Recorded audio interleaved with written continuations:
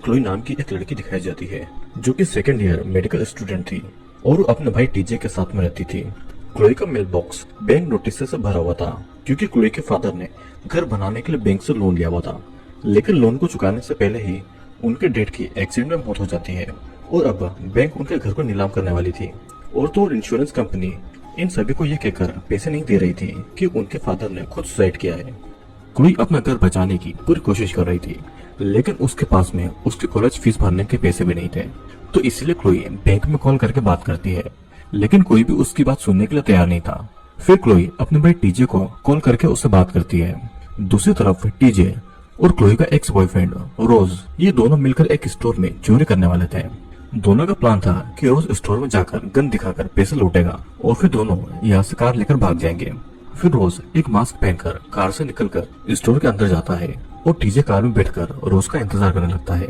तभी टीजे को गोली चलने की आवाज सुनाई देती है, तो टीजे देखता है कि रोज बचते बचाते वहाँ से बाहर आ रहा था और एक आदमी गन लेकर रोज के पीछे आता है। रोज को गोली लगने की वजह से वो घायल होकर वहीं पर गिर जाता है और टीजे उसकी मदद करने के लिए उसके पास में जाना चाहता था, लेकिन वो आदमी कार पर भी गोली चला देता है, जिससे कि गाड़ी की विंडशील्ड टूट जाती है और टीजे को भी थोड़ी बहुत चोटें लगती है और वो रोज को वहीं पर छोड़कर अकेला ही भाग जाता है। लकीली टीजे बच जाता है और अपने घर पहुंचता है। फिर घर पहुंचकर वो क्लोई को सब कुछ बता देता है। क्लोई टीजे के घाव पर पट्टी करने लगती है और पूछती है कि ये सब आखिर कैसे हुआ। टीजे बताता है कि उसने और रोज ने मिलकर एक स्टोर में चोरी की थी और शायद रोज वहाँ पर मर चुका होगा। ये सुनकर क्लोई हैरान हो जाती है। टीजे क्लोई से ये सब करने के लिए माफी मांगने लगता है और कहता है कि मुझे सिर्फ तुम बचा सकती हो, मैं जेल में नहीं जाना चाहता हूँ, प्लीज मुझे बचा लो। फिर क्लोई टीजे से उस चोरी के बारे में हर एक चीज बारीकी से पूछने लगती है कि कहीं कुछ ऐसा न हो जाए जिससे कि टीजे पुलिस के हाथों पकड़ा जाए। क्लोई पूछती है कि वो कार कहाँ पर है जिसे तुम और रोज चोरी करने के लिए गए थे, तो टीजे उसे बताता है कि वो एक चोरी की कार थी और उसे मैंने जला दिया है। टीजे ये भी कहता है कि उन्होंने इस चोरी के प्लान के बारे में किसी से कुछ भी शेयर नहीं किया था। तभी उसे याद आता है कि उन्होंने ये सारी प्लानिंग रोज के फोन में की थी और फोन अभी भी उसकी पॉकेट में होगा। टीजे की बातें सुनकर क्लोई उस फोन को लाने का डिसाइड करती है जो कि रोज के पास में था। फिर क्लोई और टीजे उस फोन को लेने के लिए निकल जाते हैं। क्लोई एक मेडिकल स्टूडेंट थी, तो उसे पता था कि रोज की बॉडी को उसके सामान के साथ में मॉर्ग में ले जाया जाएगा और फिर उसके सामान को एक एविडेंस रूम में रख दिया जाएगा। उसके अगली सुबह ऑटोप्सी रिपोर्ट के साथ ही वो सामान भी पुलिस को दे दिया जाएगा। क्लोई एक प्लान बनाती है जिसमें वो बताती है कि मॉर्ग में सिर्फ एक ही इंसान की ड्यूटी होती है। उसने कल न्यूज में देखा था कि एक लड़की की एक्सीडेंट में मौत हो गई थी, तो वो उसकी फ्रेंड बनकर वहाँ पर जाएगी और फिर उस इंसान से रिक्वेस्ट करेगी कि यहाँ पर उसकी एक फ्रेंड की बॉडी आई है और वो लास्ट टाइम उसे देखना चाहती है, तो वो उसके लिए गेट को खोल दे। इसके बाद में वे दोनों प्लान के अकॉर्डिंग उसी बिल्डिंग में घुसने की कोशिश करते हैं, लेकिन वो वहाँ पर घुसने में कामयाब नहीं होते हैं। फिर वे दोनों सोचने लगते हैं कि आखिर वे दोनों इस बिल्डिंग में कैसे जाएं। तभी टीजे क्लोई को लेकर अपनी एक फ्रेंड के पास में जाता है जो कि एक क्लिनिक में काम किया करती थी। वहाँ पर जाकर वे लोग उससे एक ड्रग लेते हैं जिससे कुछ समय के लिए बॉडी ठंडी हो जाती है और हार्ट बीट भी स्लो हो जाती है, जिससे किसी को भी लगेगा कि वो इंसान मर चुका है। अब क्लोई आगे का प्लान बताती है। वो कहती है कि मैं इस ड्रग को लूंगी और तुम थोड़ी देर के बाद में पुलिस को कॉल करके बताना कि यहाँ पर एक डेड बॉडी पड़ी हुई है। फिर पुलिस मेरी बॉडी को भी ले जाकर मॉर्ग में डाल देगी और जब मैं होश में आऊंगी तो मैं मॉर्ग में रहूंगी। फिर मैं उस एविडेंस को लेकर सुबह वहाँ से बाहर आ जाऊंगी। अब उनके प्लान के अकॉर्डिंग ठीक होता भी वैसा ही है और जब क्लोई को होश आता है तो वो खुद को मॉर्ग में पाती है। वो जब आसपास देखती है तो उसे कई सारी लाशें दिखाई देती है। उस ड्रग की वजह से क्लोई अब तक पूरी तरीके से होश में नहीं आई थी। फिर जब वो उस रूम से बाहर जाने के लिए गेट की तरफ आती है तो देखती है कि कॉरोनर जो कि लाशों की देखरेख करता है वो उसी की तरफ आ रहा है। तो क्लोई फटाफट जाकर स्ट्रेचर पर लेट जाती है और मरने का नाटक करती है। कॉरोनर रूम में आकर बॉडी के टैग को चेक करने लगता है और उसे ऐसा करते हुए क्लोई चुपकर देख रही थी। फिर वो जब क्लोई के पास वाले स्ट्रेचर को ऊपर करने लगता है तो उसकी नजर क्लोई पर जाती है, लेकिन कॉरोनर उसे एक लाश समझकर उसे इग्नोर करके वहाँ से चला जाता है। फिर उसके जाने के बाद में क्लोई भी वहाँ से निकलने लगती है।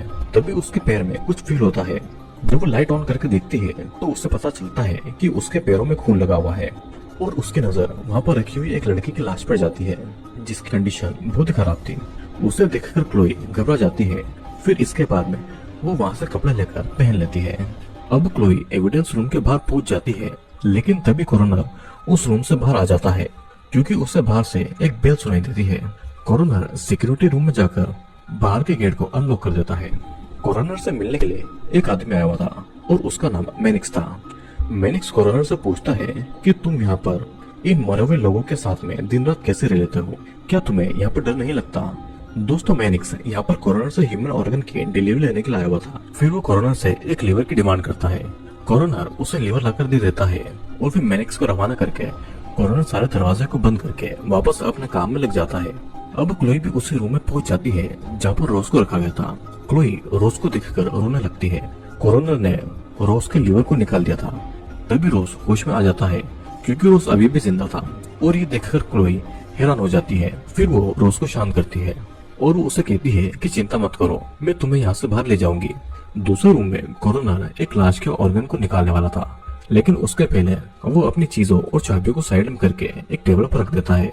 फिर इसके बाद वो उस लाश को एक कटर से चीरकर उसके अंदर के ऑर्गन्स को निकाल लेता है और इस मौके का फायदा उठाकर क्लोई चाबियों को लेकर वहाँ से रोज के पास आ जाती है और रोज को अपने साथ में गेट तक ले जाती है।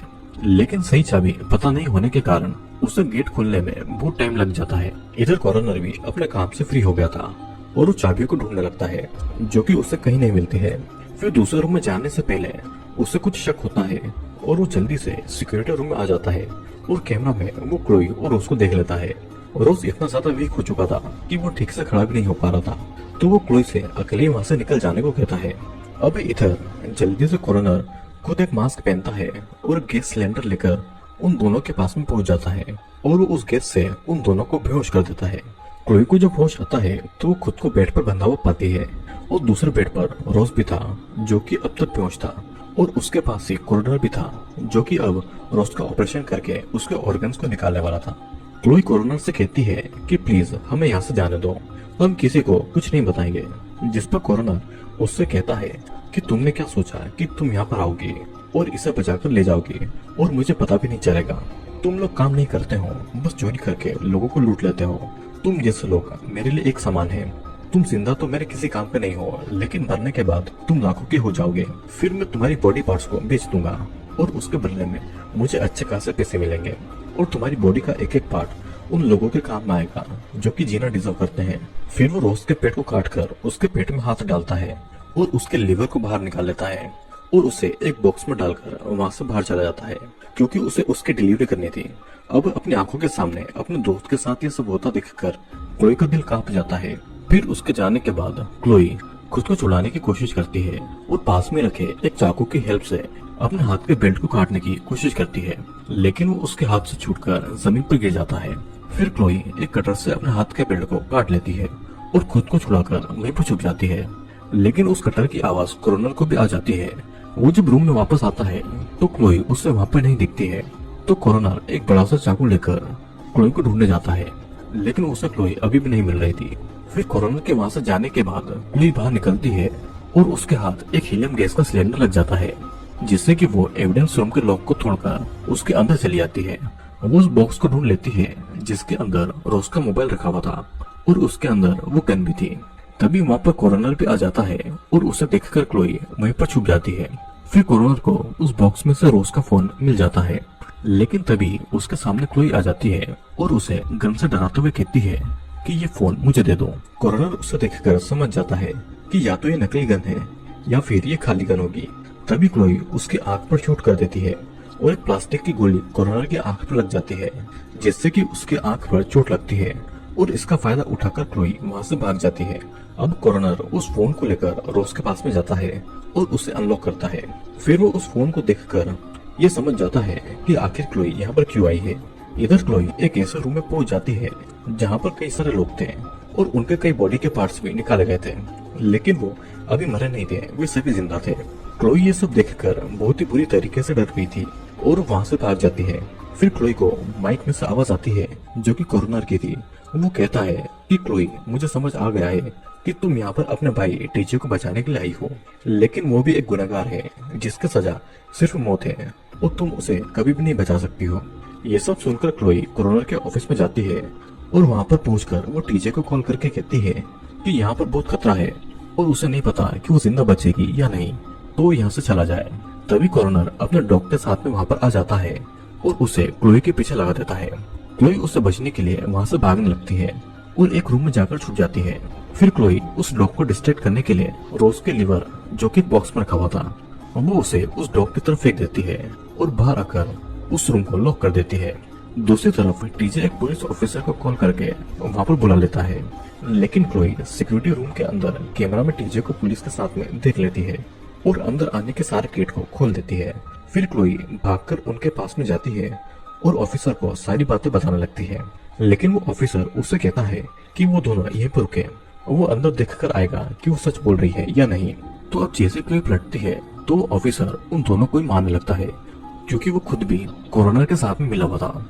लेकिन क्लोई ऑफिसर को वही नकली गन दिखाकर बिल्डिंग के बाहर तक आ जाती है, लेकिन तभी कॉर्नर माइक में कहता है कि ये गन नकली है और वो ऑफिसर से ये भी कहता है कि वो उन्हें कुछ नहीं करे क्योंकि वे सभी उसे जिंदा चाहिए। लेकिन ऑफिसर उन दोनों के पीछे उस डॉग को लगा देता है, जिससे बचने के लिए वो दोनों वहाँ से भाग जाते हैं।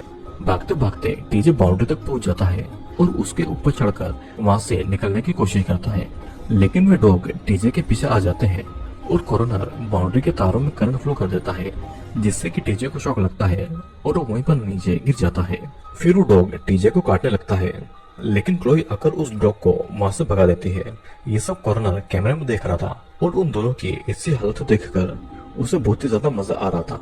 अब क्लोई टीजे को बिल्डिंग के बेसमेंट को तोड़कर उसके अंदर ले जाती है और डॉग फिर से वहाँ पर आ जाता है, लेकिन वो जल्दी ही बेसमेंट के गेट को अच्छे से बंद कर देती है और तब पुलिस ऑफिसर वहाँ पर आकर उस गेट को हथकड़ी लगाकर बाहर से बंद कर देता है ताकि कोई भी बाहर नहीं आने पाए। तो अब इतने में ही मैनिक्स लीवर की डिलीवरी लेने के लिए वहाँ पर आ जाता है, लेकिन कॉर्नर उसे कहता है कि यहाँ पर कुछ प्रॉब्लम हो गई है और उसे 1 घंटा लगने वाला है।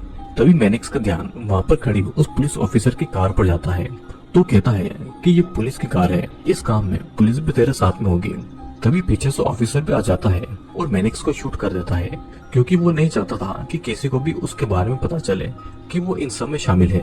अब बेसमेंट में क्लोई को एक हैमर मिलता है, जिसे वो अपने पास में रख लेती है और वे दोनों वेंटिलेशन पाइप के थ्रू ऑटोप्सी रूम में पहुंच जाते हैं, जहाँ पर कॉर्नर और ऑफिसर मैनिक्स की मौत का इल्जाम टीजे और क्लोई के ऊपर डालने का प्लान करते हैं।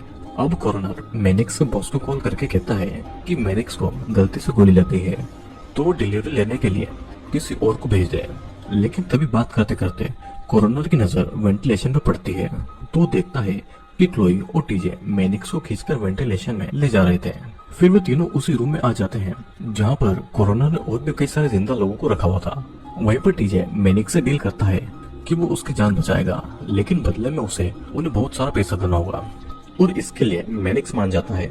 लेकिन तभी वहाँ पर ऑफिसर आ जाता है और उस जहरीले गैस को छोड़ देता है।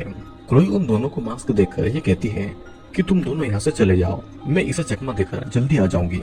जब वो ऑफिसर टीजे के पास से निकलता है तो वो उस पर हमला करने वाला था कि तभी कॉर्नर वहाँ पर आ जाता है और टीजे को शॉक देकर उसे बेहोश कर देता है।